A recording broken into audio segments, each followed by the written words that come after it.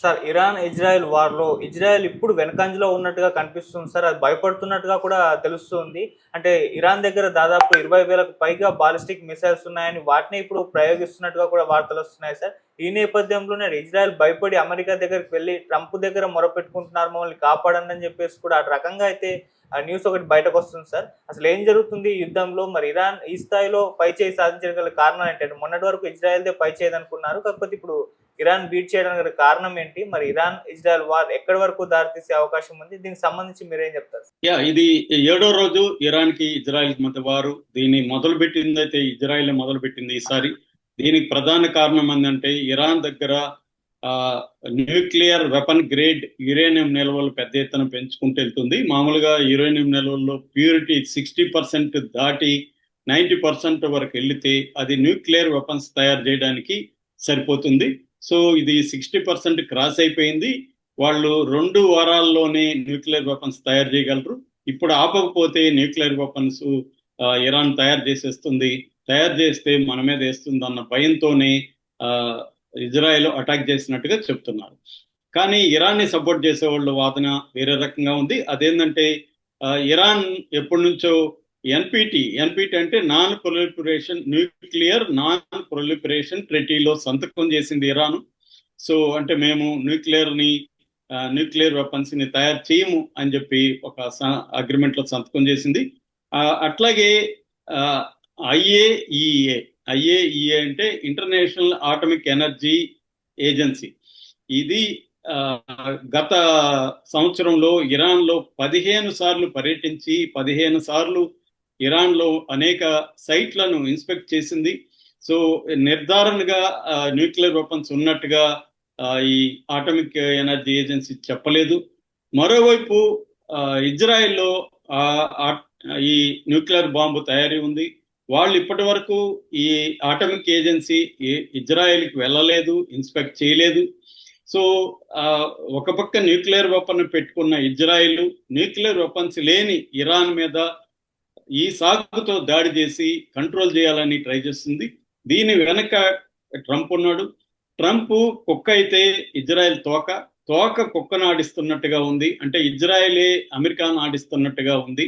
ఎందుకంటే ఇజ్రాయెల్ ఈ middle east లో కంప్లీట్ గా ఆధిపత్యం కోసమే ఈ పని చేస్తుంది. అంటే ఇరాన్ ఒకటే దానికి ధీటుగా నిలబడుతుంది. పాలస్తీనాను ఆల్మోస్ట్ నాశనం చేసేసింది. గాజాలో ఈ 2 ఏళ్లలో దాదాపు 56,000 మందిని అతి దారుణంగా చంపేసి ఇంకొక 10 లక్షల మంది చనిపోయే అవకాశాలు అక్కడ కల్పించింది. ఒక నిర్బంధ జైల్ని అక్కడ తయారు చేసింది. ఇటు లెబనాన్ మీద అటాక్ చేసింది. సిరియాలో ఉన్న ప్రభుత్వాన్ని మార్చేసి తమకు అనుకూలమైన ప్రభుత్వాన్ని అమెరికా, ఇజ్రాయెల్ పెట్టుకోగలిగారు. ఇక మిగతా దేశాల నుంచి ఇజ్రాయెల్ కి ఎటువంటి థ్రెట్ లేదు. ఒక ఇరాన్ నుంచే ఉంది. ఆల్రెడీ ఇరాక్ ను కూడా వాళ్ళు ధ్వంసం చేసేసి తమకు అనుకూలమైన ప్రభుత్వాన్ని, సద్దాం హుస్సేన్ ని చంపేసి తమకు అనుకూలమైన ప్రభుత్వాన్ని పెట్టుకోగలిగారు. ఇలాగా అంటే ఒక ముస్లిం కంట్రీ అక్కడ ఒక తలెత్తుకొని నిలబడే పరిస్థితి లేకుండా అందరినీ కంట్రోల్లోకి తెచ్చుకోగలిగారు ఇజ్రాయెల్ అండ్ అమెరికా. ఒక్క ఇరాన్ మాత్రమే గట్టిగా నిలబడింది. దానివల్ల ఇరాన్ని దెబ్బతీయడం కోసం ఈ సాకు పెట్టుకొని ట్రంప్ 60 రోజులు టైం ఇచ్చి 60 రోజుల్లో నేను చెప్పిన ఒప్పందం మీద సంతకం చేయమని బెదిరిస్తున్నాడు. సో మరోవైపు ఏమో ఇదే ట్రంప్ న్యూక్లియర్ వెపన్స్ ఉన్న పాకిస్తాన్, టెర్రరిజాన్ని ప్రోత్సహిస్తున్న పాకిస్తాన్ మిలిటరీ చీఫ్ అసీం మునీర్తో మాత్రం నిన్న ప్రైవేట్ డిన్నర్ లో పాల్గొన్నాడు. సో అని వీళ్ళు వాదిస్తున్నారు, ఇరాన్ని సపోర్ట్ చేసేవాళ్ళు. ఈ నేపథ్యంలో ఇరాన్ అసలు ఏమాత్రం తగ్గలేదు. డైరెక్ట్ గా ట్రంప్ కే వార్నింగ్ ఇచ్చింది. ఎందుకంటే ట్రంప్ అంతకుముందు ఇరాన్కి ఒక సీరియస్ వార్నింగ్ ఇచ్చాడు. అదేంటంటే మీ దగ్గర వెపన్స్ ఉండొచ్చు, మీ దగ్గర చాలా ఉండొచ్చు, కానీ నేను అనుకుంటే మీ సుప్రీం లీడర్ ఎవరైతే ఉన్నాడో అయితుల్లా ఖొమేని, అతను ఎక్కడున్నాడో మాకు తెలుసు, మేము అనుకుంటే అతను చంపగలం, కానీ ఇప్పుడు నేను చంపదలుచుకోలేదు, కానీ మా ఓపికను పరీక్షించకండి అని ఒక తీవ్ర హెచ్చరిక చేశాడు. ఒక దేశ సుప్రీం అధినేతను ఇంకొక దేశ సుప్రీం అధినేత ఇలా బెదిరించడం అనేది ఇవాళ మొత్తం ప్రపంచ ప్రజలు జీర్ణించుకోలేని పరిస్థితి. అంటే ఫర్ ఎగ్జాంపుల్ ఇప్పుడు ఇదే ఒక మోడీనో ఒక అసీం మునీర్నో ఇంకోనన్నా ఇలాగ బెదిరించగలడా?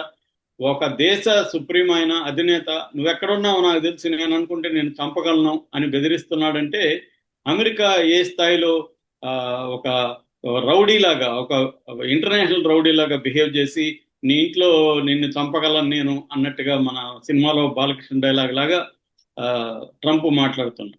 దీని పట్ల ఇరాన్ కూడా తగ్గలేదు. ఇరాన్ ట్రంప్ మాట్లాడిన కాసేపటికి ఆ, తన 20 మిసైల్స్ ని ఇజ్రాయెల్ మీద అటాక్ చేసింది. సో నిన్న ఒక వీడియో రిలీజ్ చేశారు ఇరాన్లో ఒక వీడియో. ఆ వీడియో చూస్తే మనం దాదాపు 20,000 బాలిస్టిక్ మిసైల్స్, తర్వాత సోనిక్ ఇవి మిసైల్స్ రకరకాల ఉన్నాయి, సూపర్ సోనిక్. సో ఇవన్నీ ఎంత ఉన్నాయి చూడండి మా దగ్గర నిల్వలు. మేమనుకుంటే ఏ దేశాన్ని అయినా మేము ఎదుర్కోగలం, అమెరికానైనా కూడా మేము ఎదుర్కోగలం అని ఒక ఇది చేశారు.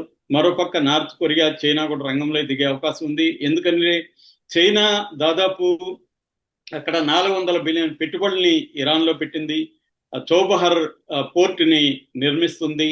తర్వాత ఇరాన్లో ఉండే చమురు నిల్వలు 80% చైనానే కొంటుంది. అందువల్ల ఇప్పుడు ఇరాన్ గాని అక్కడ దెబ్బతింటే చైనా ఎకనామీకి క్రైసిస్ వచ్చే అవకాశం ఉంది. అందువల్ల చైనా వదిలే ప్రసక్తే లేదు. మరోవైపు ఇరాన్ 20,000 మిసైల్స్ తో రోజుకి 100-200 అటాక్స్ అనేది మొదలుపెట్టింది. ఇంతకు ముందు ఎప్పుడు కూడా ఇజ్రాయెల్ ఈ స్థాయి దాడులను ఎదుర్కోలేదు. వాళ్ళ దగ్గర ఉన్న రక్షణ వ్యవస్థలు, ఒక 4-5 రకాల రక్షణ వ్యవస్థలు ఇజ్రాయెల్కు ఉన్నాయి. అవన్నీ కూడా ఇంకొక 12 రోజులకు మాత్రం వస్తాయి. ఎందుకంటే వాటికి సంబంధించిన బ్యాటరీలు కానీ మిగతా మెయింటెనెన్స్ కి సంబంధించిన పరికరాలు కానీ అయిపోతాయి, నిల్వలు అయిపోతాయి. దాని తర్వాత రక్షణ వ్యవస్థలు పనిచేయవు. ఏ దేశం కూడా 20,000 మిసైల్స్ ని ఎదుర్కొనే పరిస్థితి లేదు అని బెంజమిన్ నెతన్యాహు ట్రంప్ ని శరణ చొచ్చుతున్నాడు. మీరే ఎట్లన్నా యుద్ధాన్ని ఆపండి అని చెప్తున్నాడు అని వార్తలు వస్తున్నాయి. దీనికి ప్రధాన కారణం ఏంటంటే ఇరాన్ ఎట్టి పరిస్థితుల్లో తలొగ్గే పరిస్థితి లేదు. ఇరాన్ కూడా సపోర్ట్ పెరుగుతుంది. ఆల్రెడీ 21 ముస్లిం దేశాలు ఇరాన్ మీద ఇజ్రాయెల్ దాడిని సీరియస్ గా ఖండించాయి. ఎందుకంటే ఈ దాడిని మొదలుపెట్టింది ఇజ్రాయెల్, ఇరాన్ కాదు.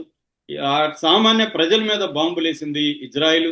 తర్వాత ఒక దేశ మిలిటరీ సుప్రీం కమాండర్ దగ్గర నుంచి టాప్ 10 మిలిటరీ కమాండర్స్ ని, ఇస్లామిక్ రెవల్యూషనరీ గార్డ్ కార్కు సంబంధించిన ఒక 10 మంది కమాండర్స్ ని, ఇంటెలిజెన్స్ అధికారులను ఒక 10 మందిని, ఆటమిక్ సైంటిస్టులను ఒక 10 మందిని ఇజ్రాయెల్ ఇప్పటి వరకు తొదముట్టిస్తే ఏ దేశం కూడా చూస్తూ ఊరుకునే ప్రసక్తి లేదు అని ఇరాన్ ని సమర్థిస్తున్న ఈ 21 దేశాలు చెబుతున్నాయి. సో మీరు వచ్చి ఒక ఆటమిక్ న్యూక్లియర్ వెపన్స్ ఉందనే ఒక సాకు చెప్పి ఒకప్పుడు ఇరాక్ని ఎట్లయితే నాశనం చేశారో ఇరాన్ ని కూడా అలా నాశనం చేయడానికి మేము ఒప్పుకోమని 21 దేశాలు నిన్న, అందులో ఈజిప్ట్ ఉంది, పాకిస్తాన్ ఉంది, సౌదీ అరేబియా ఉంది, కువైట్ ఉంది, యుఏఈ ఉంది, అనేక ఆఫ్రికన్ ముస్లిం దేశాలు ఉన్నాయి. వీళ్ళందరూ మొత్తం 21 దేశాలు నిన్న ప్రకటన చేశారు. మరోవైపు రష్యా పుతిన్ కూడా ట్రంప్ ని సీరియస్ గా హెచ్చరించాడు. ట్రంప్ తో ప్రాబ్లం ఏంటంటే ట్రంప్ కి మిడిల్ ఈస్ట్ లో ఒక 5,000 అమెరికన్ సైనికులు ఉన్నారు. ఆర్మీ కావచ్చు, ఎయిర్ ఫోర్స్ కావచ్చు, నేవీ కావచ్చు. రేపు కానీ అటాక్ అనేది ఇరాన్ మీద కానీ ట్రంప్ కానీ పెద్ద ఎత్తున అటాక్ చేస్తే చైనా రంగంలో దిగే అవకాశం ఉంది, ఇటు రష్యా రంగంలో దిగే అవకాశం ఉంది, ముస్లిం దేశాల మద్దతు ఉంది. దీనివల్ల ఈ 5,000 మంది అమెరికన్ సైనికుల ప్రాణాలకు ప్రమాదం ఉంది. ఆల్రెడీ అమెరికాలో సైనికుల దగ్గర నుంచి ట్రంప్ కి వ్యతిరేకత ఉంది. మొన్న 250 ఆర్మీ దినోత్సవ సందర్భంగా పెరేడ్ లో కూడా చాలా అన్ఇంట్రెస్ట్ గా పాల్గొన్నారని చెప్తున్నారు. ఈ నేపథ్యంలో ఇప్పుడు ఇటు టెల్ అవీవ్ మీద, తర్వాత హైఫా మీద పెద్ద ఎత్తున అటాక్స్ జరుగుతున్నాయి. ఎప్పుడూ లేనంతగా బంకర్లో పోయి దాక్కునే పరిస్థితి ఇజ్రాయెల్లో ఉంది. సో ఇజ్రాయెల్ భయపడే పరిస్థితి ఉంది. మరోవైపు ఇరాన్ లో నాంతాజ్ అండ్ పార్దో ఈ 2 న్యూక్లియర్ సైట్స్ ఉన్నాయి. నాంతాజ్ మీద ఆల్రెడీ అటాక్ చేశామని చెప్తున్నది ఇజ్రాయెల్.